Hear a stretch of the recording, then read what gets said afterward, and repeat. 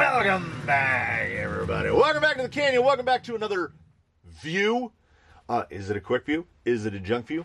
That is not for you, I, we, us, me to decide. That is for the rocks to decide. The rocks decide if it is a quick view or a junk view. Slick rocks specifically. I recognized, I saw a tube-shaped package being dropped off. Was it Piggy Ship? It might have been Piggy Ship. It was a guy in a high-vis vest. So it got dropped off, and they just wrap that Tyvek plastic around it, slap a shipping label on the outside. And we've got another in the line of fake Tusks, but this time whoever it is went absolutely bananas on the tread depth. We are talking, I actually have to know. We are talking 5.5 millimeter, between a 5.5 millimeter and a 6 millimeter lug. And because of the amount of, it's an insane amount of lug. It's an insane amount of side lug. Because of the amount of lug, these feel quite heavy to me. They're 125 grams a piece. To which you might offer in question, here's a Tusk. You can see there was a definite inspiration here. A Tusk weighs 65 grams, everybody. 65. These weigh double that. And I do not believe that in the construction, I do not believe that thickness, no ribbing, no belting, which is good. But when you push in it in the middle, they get kind of like they flop in, but otherwise feel pretty firm. The rubber, the carcassal rubber, if that's a word, I just made it a word, is about 2 millimeters thick, which is thicky. They feel like they've got a little stick to them. They feel a little bit, and they look pretty nice. This is more treats from Belgium, sent in by Erwin Adrianson, who sent these in via Ally Express.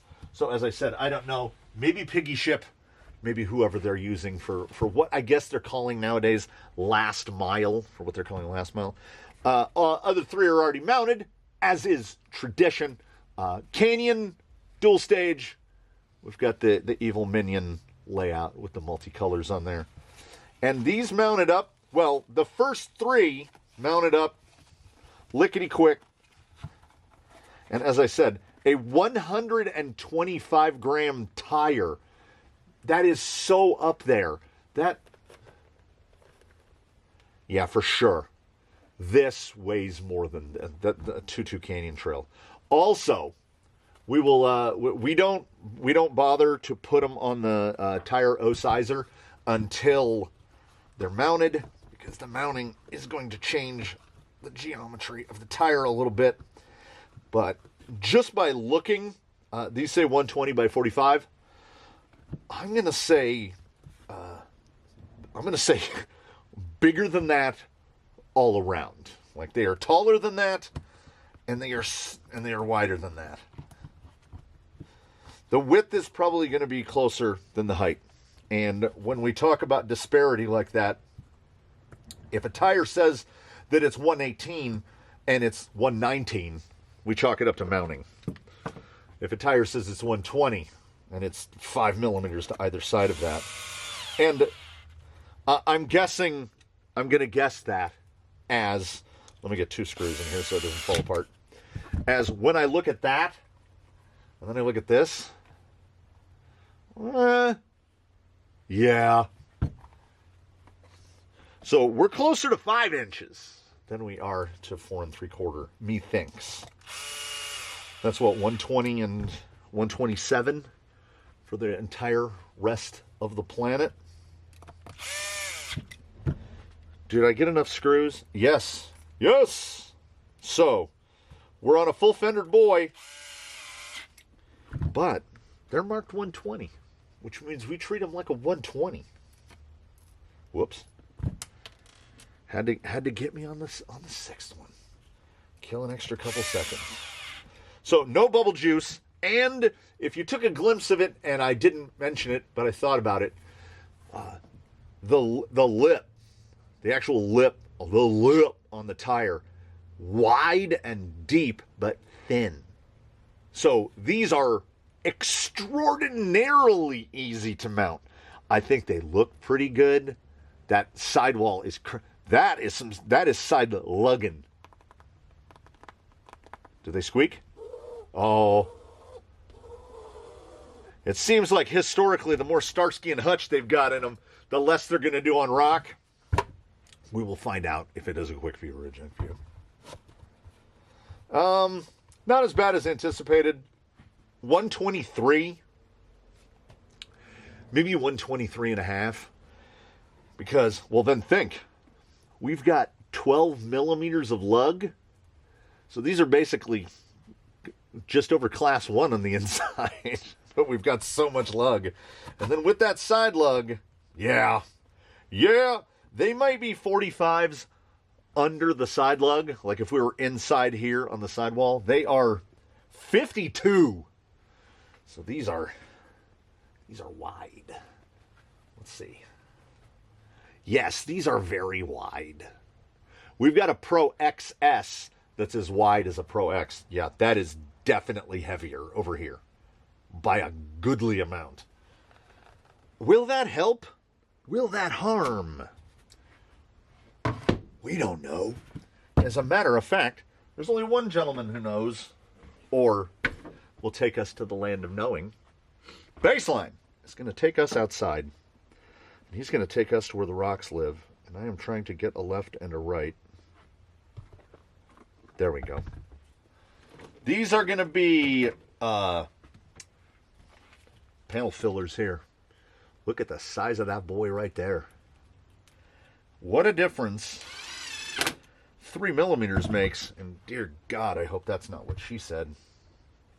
So, we have successfully gotten 2 right side. We'll mount 2 left side. That's a chunky tire. If you are an American of a certain age, you will remember Stompers, baby! Stompers. You put a AA battery in them, and they go anywhere, and they'll get stuck in your sister's hair. This may be the most Stomper look that we've gotten out of him, but he would have to stay this high. The Stompers were jacked way up. As soon as he settles down on his suspension, a lot of his stomperness will go away. This will be, don't say a sad farewell yet to the orange, cheap Amazon, what were they, Ghoul RC. They are getting there. They're getting very near. The oranges are getting very near the end of their service life. As the beadlock ring on the back where the 6 screws set, these let's call them inexpensive gentlemen, are not really designed to be put together and taken apart 200 times. So particularly so the lands where the screws hit really start to wallow out over time. And these are getting close. So yeah, we are filling the fenders with these boys. Wow. We don't know. We'll grab the board. There it is. We hang the board off of the tripod, and we will find out, is it a Quickview? Is it a junk view? They are fake Baja Pro XS, aka fake Tusks, and we already have a firmly established fake Tusk. This is not a Tusk, but this is a Tusk. That's how good the mixed racing fake Tusks are. They just happen to say mixed racing on the side and not J Concepts. They are very, very close. Even when they feather in about the same that a Tusk does. Feathering in, I don't think is going to be a problem in the short term and potentially not in the long term for these. My worry is that a 6 millimeter tall lug. See the fold? But Benchfield doesn't tell us nothing. Rockfield tells us everything. Let's put it together. Let's put it down. And let's find out. What are we at? We haven't done a junk view in a while. We could be junk viewing. I gotta say, on the junk view versus quick view front, I'm feeling a little bit more optimistic here because the tires were doing quite a bit of pick and flick on the drive back, grabbing stuff on the lugs and kicking it up in the air. You can see, well, maybe you can if the camera is crisp enough, you can see there's a bunch of sand there in Baseline's bed. Then it's kicked up from the front tires, it's landed in the bed. That generally indicates that a tire has got some grip to it. Oh, come on. Come on. You don't have to make it over the bean. You just got to make it. Hey. I have tested worse. And generally that first burn up there is to get the crust, that crust layer off the tires. Maybe we can do a little better.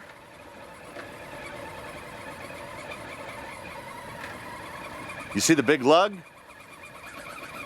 It's the big lug. Can it pull it back? I don't think it can. Try to slide the rear end. All right. It's not great, but it's also not terrible. I'm thinking of a number.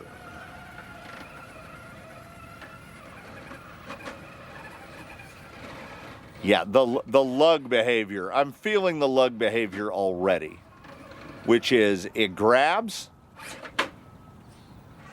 and it's definitely hurting steering response. Baseline is a very sharp turner and we are very wide right there. I'm bouncing back and forth between two numbers. This is the decider, lower or higher. That's the lower one. A little more wheel speed. Yeah, we don't have that. We don't have that like super confidence to pull. But I will say that is good enough for an 8.7. Not awful, not amazing, but like an 87, it's not the end of the world. So an overall lack of forward drive tends to have something of a cascading effect. All right, looked all right. That right there, wah. It's the lug is too big. Ooh, that's better than it did at Slick Rock. That's better. That's better than an 8.7. Can he pull it out of the fire? Yeah, that was nice. Does it have enough? Does it have enough to stop the shuttle? It does.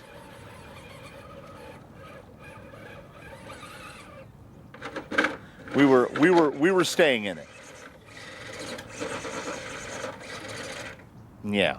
We stayed in it longer than we should have. They're definitely not a sit and burn type of tire.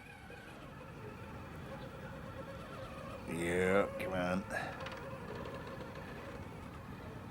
Honestly, that was fine. That was fine.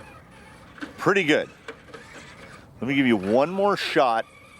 Even if you're pulling to shuttle side, that was good right there. I'll give you a 10th. You take this, even on shuttle side, 1/10 of a point up. Bring it back. Nope. He had an opportunity. I think we gave him ample opportunity to pull it in. 9.0. We were going back and forth. 9.1. Yeah, that's a 9. That's a 9 on that. Not terrible. Is it a bonkers scoring system where a 9 is classified as not terrible? Kinda. You should do okay on the side hill, I think. The insert is pretty good at it. Ooh, hey. That was a lot of side slide. The transition to Yella's is a pavilion of grip and slip, so you want to grip, but not too much grip. You also want to slip, but not too much. Okay. That's pretty good. It's pretty good. That's surprising. Like mid-hill.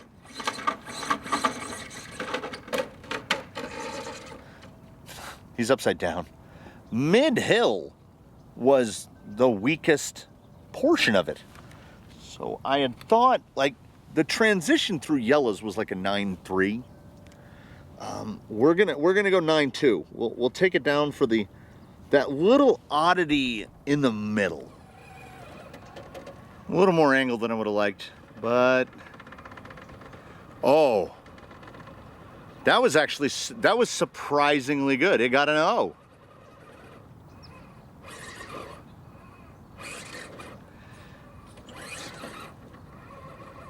It's close. The behavior does belie the thickness of the carcass, the 2mm thickness. So perhaps it was a little misleading out of the Tyvek wrapper in that the compound is better than initially thought. The compound is just trying to overcome how thick the carcass is. It has made him, to a degree, unstable. I don't know if that's the height. I don't know. Like, it's one of the heaviest tires, particularly in something claiming to be a 4.75. That's a chunk of a tire weight-wise. Like that pull right there, not bad at all. But he is not a closer. Can't quite finish it out. Oh, nope. Managed to push the pumpkin up. It's a lot of rolling. It's a lot of rolling. It's already been upside down 3-4 times. Oh, now he's got some tree coming out of the bumper. Yeah, the bump is straight, but what we get is some slide back. Like you saw right there. We're on it, and if I give it just a tiny bit back, that's what you don't want. But the actual bump behavior, nice and straight. You can modulate it. It's pretty controllable. Does tend to kind of throw him over for some reason. All right, okay, it's pretty good. I would go on record, and can do. I would say that's the best he's done so far. I will go as high as a 9.3 on that, and not a tenth of a point more. I fully expect positionability to be enviable, because I think this tire would be scoring a few more tenths across the board were the top lugs the same length as the side lugs.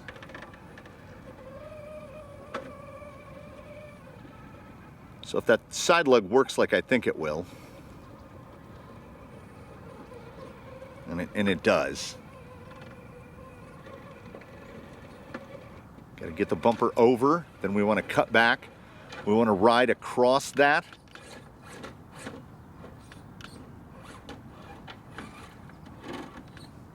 Not amazing, but very close. I'm driving to the tire a little bit because it's kind of guiding me where to go, but it's also kind of allowing me to use the lines that I want to use. So we're somewhere in between. We are a man in the middle here. Quite a bit of drive. Was not indicated at Slick Rock. It has done better since. Yeah, absolutely. You know what? Not quite as predictable and reliable as it was at the Beast. We dropped that 10th back down to 9.2, but we are a very it's behaving consistently, and that is something that we like. We've had a couple tires tested in the past where they were inconsistently good, and I would rather a tire be consistently mostly good. The tripod does not know how to behave because it's winter in the workshop and spring on the course. Okay, all right. Nope, that was the best that it's done. We started off with a flop, right-hand flop, and usually if you flop that far, you're not gonna get pulled back. You're just gonna have to ride around that little ship's prow of a rock there. He did not. So let me try more of a cut to the left.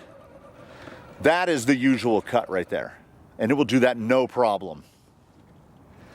That is the thing. Each obstacle, as we move forward, each obstacle set, testing each particular thing, has gotten a little better and a little better and a little better and a little better. Do we stay flat here? Oh, that was phenomenal. That was phenomenal. That's up there. That's up there with elites. I gotta write that down now, in case the bumps and the self-writing make me. So you forget yourself, sir. That's like a 9.6. So he's thrown me under the bus after calling him super consistent. I think the self-writing, I think the side lug is the strength of this tire. I think most of the excellent performances we have seen are sections and segments where the side lug can get fully involved.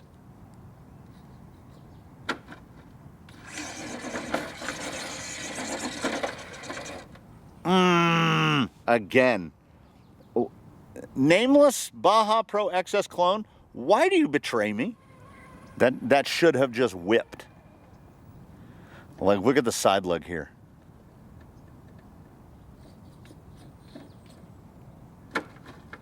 Stability's pretty good. But man, it will just put him on the lid. This is not, are you gonna kill your score right here? He did one out of frame self-right at the beast and just snapped it.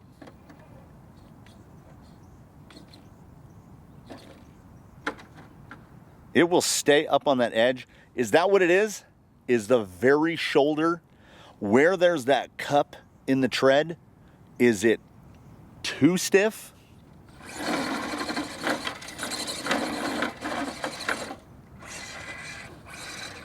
I mean, we had to twist and crawl to get that up.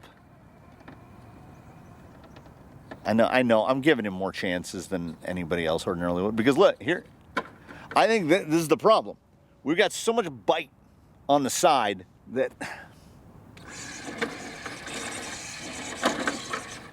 if you got something to bounce off of, you can do it. So we have said in this scoring here, basically a 7, you couldn't do it.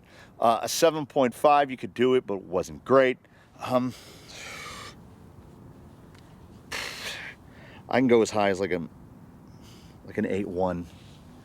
Like, it's got some self-right in it, and maybe if the surface is drier, you can do, but here's the thing, you don't have control. You don't have full control over what conditions you're in. And it looks, and you see, there's no mud buildup on the sides of the tires. He should be scrabbling a little more, and I don't know. The lug is too soft on top, too firm on the side. There's something. There's an X factor that we don't have. And if you were thinking about it, yes. As I walked over here and set the cameras up at this station, I realized I didn't test bump. So I'm gonna go by the quickly dimming memory of bump over at the Beast, and I'm gonna throw him a 9. Because the couple bumps that I hit at the Beast felt good. He's got that drop back. So could easily be an 8.8. But we're gonna go now. Sticky tacky mud down here on the ground. Let's load the tires up a little. I want to take a load. This is going to be too easy. This is freshly rained on, so there's enough pack in this that Yeah, that surface transition is not going to be much of a problem until we get, want to make sure it's not the pumpkin that's stuck. Or the bumper.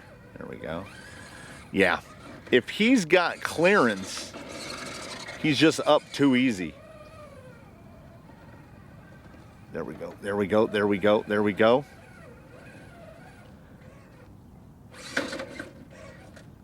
That's a big ask. Honestly, the slide back felt like it diminished a little bit when we threw some mud in there. That's sticky mud down there, and they did not load up that badly. That's pretty good. It's pretty good. Yeah, if you catch him on the roll, what'd I say, 8-1? If you catch him mid-roll, if you catch him before he gets turtle, you can propel out with these because that shoulder is hard.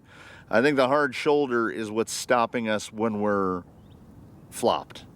But if you catch it before the flop, it's not too bad.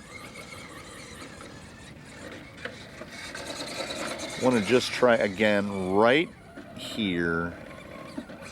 I want to swing it around and get this side up there. Not quite. And if you push that far, it's just, I mean, that's good transition. And they're nice and muddy. We will see. We will see. I'm gonna go generous on this and do like a 9-2 for that surface transition, knowing that this is super wet. Well, super wet without being soggy.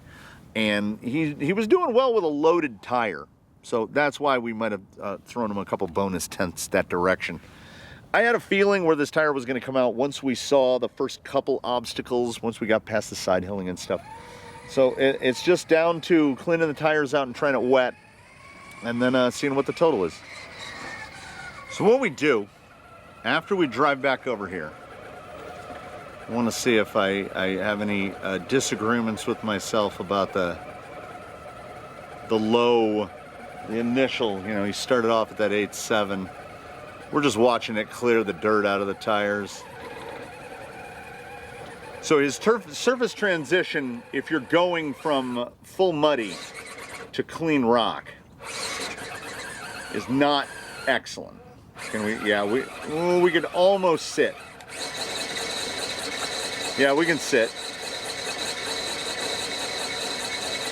So I would definitely not reconsider that initial score. Unless we can't actually even make it to the top. Then I might reconsider that score. Yeah, they are nice and coated still. So the top of the tread block has still got mud on it. We've gotten all the stuff out from in between the blocks, but it appears to be enough.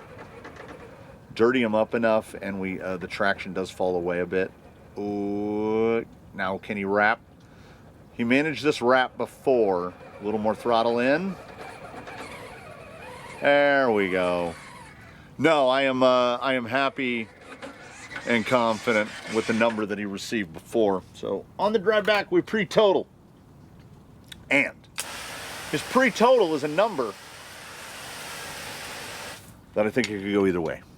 Like, we could see a wet performance better than what we think. Like, we would expect it to fall, best case scenario, down to around an 8. He might be one of those rare tires that it doesn't really get worse when it's wet. What we're doing is no 5s. Hey, we got some purchase here. Getting a lot of squeaking off the Lexan. A make is a make, whether you have to full shuttle or what. Right here, trying to aim him towards his best possible line. Oh, you had it. Got to be quicker. Go around the little guy, pull back. It's a little dry over there, dude. You're kind of you're not playing by the rules. Yeah, so it's not an 8, but it's also not a 5. You have got to make it to the top to get anything other than a 7.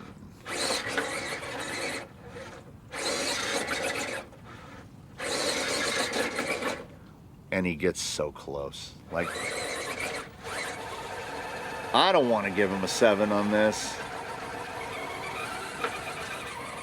If he makes it to the top, it's a half a point. Okay, here's the shuttle. He's done it. He's done it twice before. He's not doing it a third time. Nah, they don't have it in them.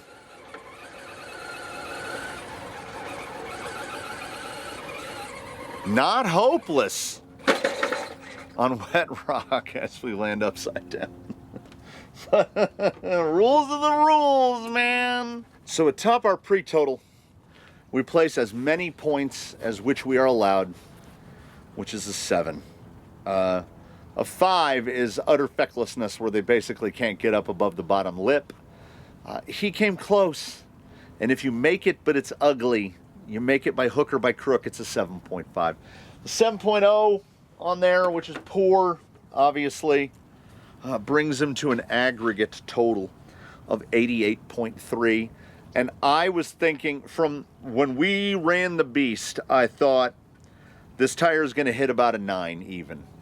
89.8, right around 9.0, so a 90 total score. And I think that's about right. It's in there. There's tires that escape my brain that are in that 90 range. So what this tire is not terrible, and it's a little better than the horrible moniker of calling it lukewarm. Like, it's not lukewarm. It's not a skewer tire. This is a giveaway tire, which is a step above a skewer tire. If you are doing primarily trailing, I think this tire could do pretty well, because I got them loaded up and they cleared quickly on the rock. The scores started off consistent, and then we got some spikes and some bumps, and I had genuinely well and truly hoped for better performance in just wet rock, but we didn't get it. 88.3. I think your results may vary. I think anyone using this tire, you might have a little bit better experience with it. You might have a little bit worse experience with it. I think that if you go into this, just go in knowing they're cheap. They're very cheap. Definitely sub 20 for the set. I want to say like 1862, something like that. And they're punching above their weight a little bit. They're maybe punching up to like a $23 price point, if you get what I'm saying. There are other $25 tires that punch above their weight. Like, I'm going to take a Swamp Claw over these, right? And I love a Pro XS. I still think these tires look great, and I think they didn't do that bad. They did an 88.3. It's not a hard recommend. It's not a hard condemnation. This is neither a pass nor a fail. This tire did almost exactly as expected. Do with that what you will. If we were doing junks, he would have been better served if he hadn't managed to make it to the top of Slick Rock in the wet. Because in terms of junk view tires, pretty good. I mean, it's not a mix racing fake Tusk, which is kind of the gold standard of fake tires. Or it's not an Endura Pro Comp or a Swamp Claw, or a number of others that we've had very good fortune with. It's fine. If this were the aggregate median tire on Amazon, we would be okay. It's better than most everything on Amazon, except for about half a dozen. Yet, at the same time, it's an 88, and you know exactly where to go to get 94s and 95s.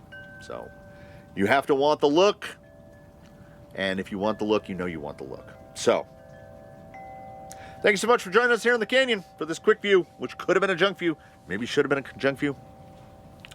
We invite you to comment below. Questions, comments, concerns, any prior experience, throw that down below.